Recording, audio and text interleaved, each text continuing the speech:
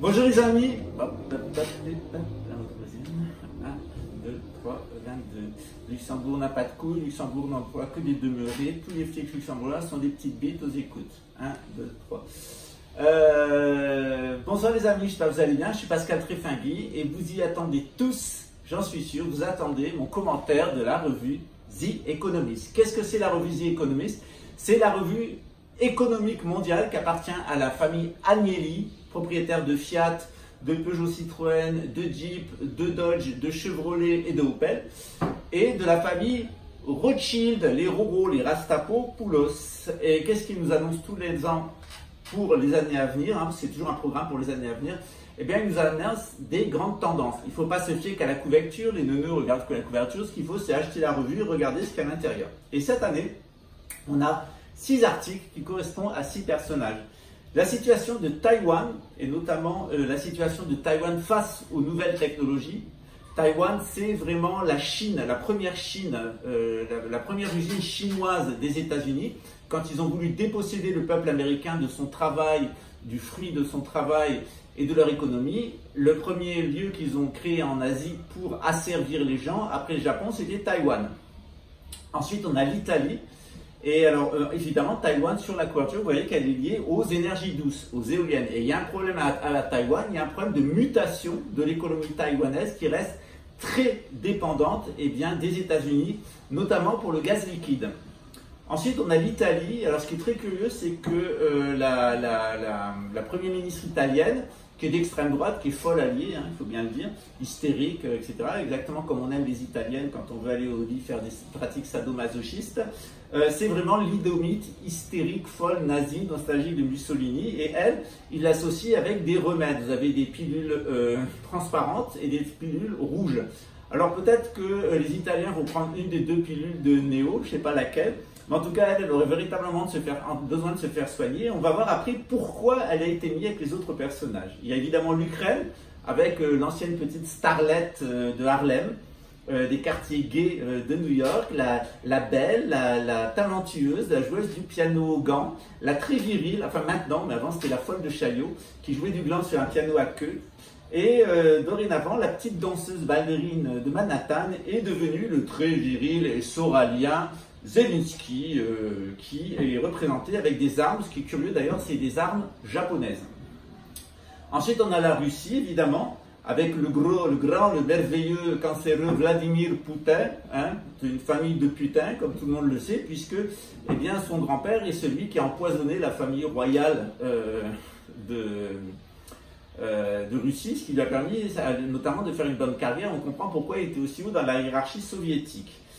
Pourquoi est-ce qu'on représente Vladimir Poutine avec du méthane? Parce que c'est le gros problème actuel, le réchauffement climatique allait libérer des centaines et des milliards de tonnes de méthane qui allait sortir de la toundra. Or, on ne va pas vers un réchauffement climatique, on va plutôt vers un refroidissement climatique, ce qui va nous sauver la vie, puisqu'il faut évidemment empêcher que le réchauffement climatique puisse faire sortir toute cette masse de méthane qui réduirait à néant la vie sur Terre. Il y a des quantités astronomiques de méthane, tout est en putréfaction là, et on voit depuis quelques années que la Terre est plutôt dans un schéma du cycle de Milankovitch de refroidissement.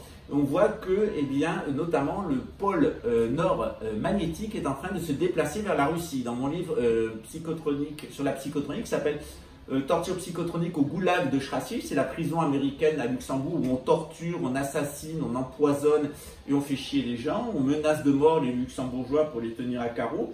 Dans les sections nazies de la sécurité intérieure luxembourgeoise, qu'on devrait plutôt appeler l'insécurité extérieure.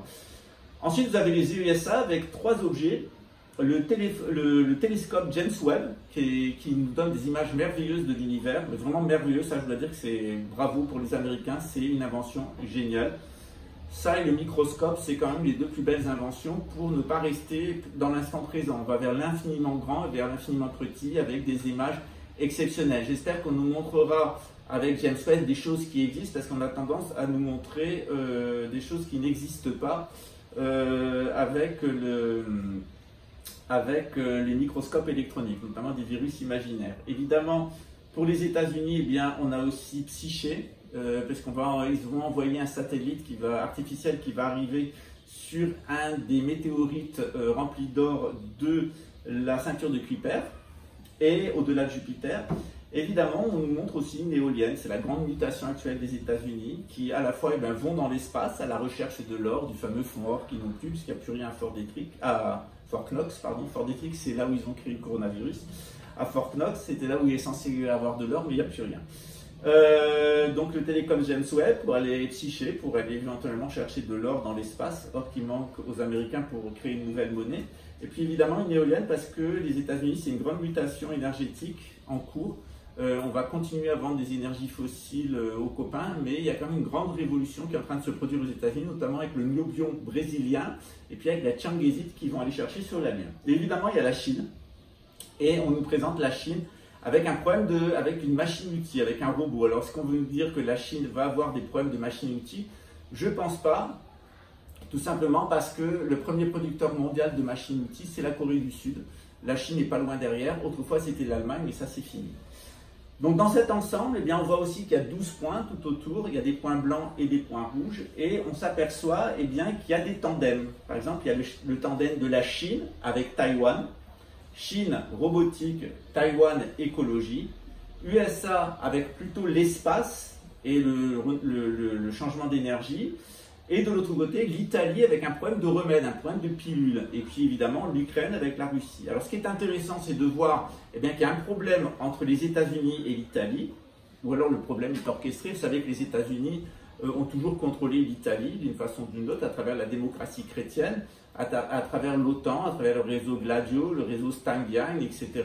Tout ce qu'on nous faisait croire comme étant de l'extrême gauche, c'était en réalité les États-Unis qui fabriquaient des attentats terroristes en Italie, se faisaient passer pour de l'extrême gauche. Comme maintenant, ils font des attentats terroristes avec la DGSE et le Mossad, et ils se font passer pour des musulmans.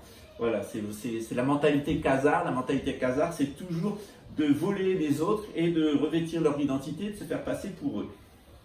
C'est ce qu'on appelle aussi l'inversion accusatoire, que vous connaissez très bien si vous suivez cette chaîne, puisqu'on est tout le temps soumis à l'inversion accusatoire des pédophiles, des vendeurs de drogue, des toxicomanes et de la bande de cinglés qui nous est tirée en constamment dessus par les dégénérés de la police, de l'armée luxembourgeoise comme française. Évidemment, on a dans ce contexte-là, on a un complément des annonces qui ont été faites par Dimitri Medvedev, c'est-à-dire que l'Union européenne va exploser, qu'elle va être séparée en deux. Un Sud qui va rester très problématique avec l'Espagne, le Portugal et l'Italie qui vont se rapprocher de la Russie. Actuellement, l'Italie s'est rapprochée de l'Algérie, elle reçoit massivement du gaz algérien qui a remplacé le gaz et le pétrole libyen. Et on s'aperçoit que l'Italie est en train de glisser dans le camp russe et dans le camp serbe. La France, elle restera évidemment aux côtés de l'OTAN, aux côtés des États-Unis et de la Grande-Bretagne.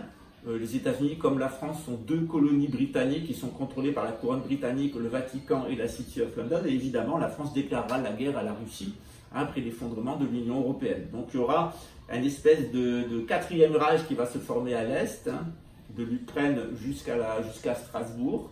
Et évidemment, ça ne va pas du tout plaire aux Français, aux Américains et aux Anglais qui est cette espèce de reconstitution du pacte de Varsovie aux marches de l'Europe. Et évidemment, on va vers une guerre avec la Russie.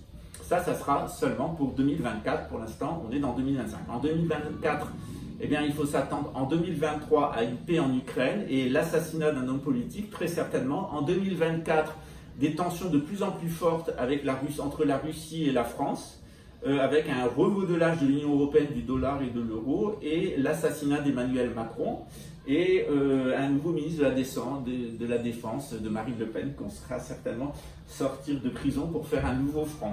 Voilà. Et puis évidemment, en 2025, c'est la guerre avec la Russie qui va éclater complètement, l'invasion russe qui va venir jusqu'aux portes de Paris et même jusqu'à Nantes. Et en 2026, c'est le carnage puisque les États-Unis vont reprendre, reconquérir, et c'est le retour du roi. À la fin de l'année 2026, c'est le retour de votre serviteur, très certainement en 2027, pour aider à reconstruire notre pays et saluer les survivants de cette chaîne. En attendant, mettez-vous à la campagne. Je vais vous mettre la couverture de The Economist en miniature et puis à la suite. À très bientôt. Ciao.